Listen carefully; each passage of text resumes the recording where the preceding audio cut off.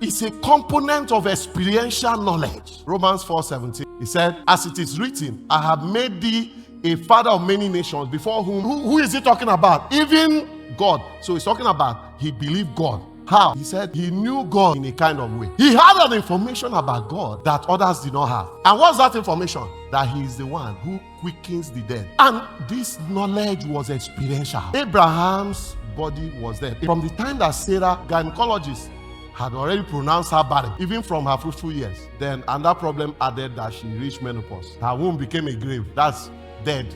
Now, walk with me. She now came up with a logic of time. I need to be menstruating and see my cycle to be pregnant. That's the first premise. Now that I cannot see it, therefore I can't be pregnant. Then I believe that this thing that God has begun spiritual, we can help it in time. My maid, Hagar, she's my property. And that's logically correct. It's correct with the frame of reference she was using. But something was wrong with it. That logic was not the logic of God. What God began in the spirit, he wanted to complete it in the flesh. So that union produced Ishmael. We are still suffering from the consequences of that decision. El Shaddai now allowed him, because your productive organs of Abraham now is still working. If I do it, it will be like, the thing just happened, just woke up, He now had an encounter. His body now became also dead. We are dealing with two components of death. Then he had an encounter with God where he fed the angels. And what did the angels say? By this time, in the time of life, I am bringing a reference with a realm that is beyond time into the realm of time. And I'm telling you, by this time next year,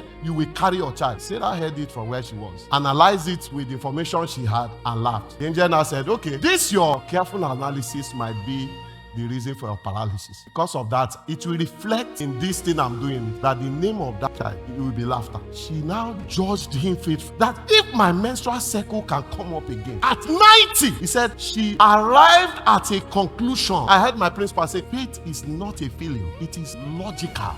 The problem is that it has its own logic based on the information that is beyond the realm of time. She came to the conclusion that God is faithful. Have you arrived at that conclusion before? What conclusion has your logic of faith arrived at? Then Abraham arrived at, he knew a God who quickeneth the dead. Meaning that anytime God is bored, he looks for something that is dead and just brings it to life. Abraham had that information. That was what influenced his living. It was a logic of faith. If he could give life to my system that was dead and to the dead womb of my wife, he knew a God who quickens the dead. Number one.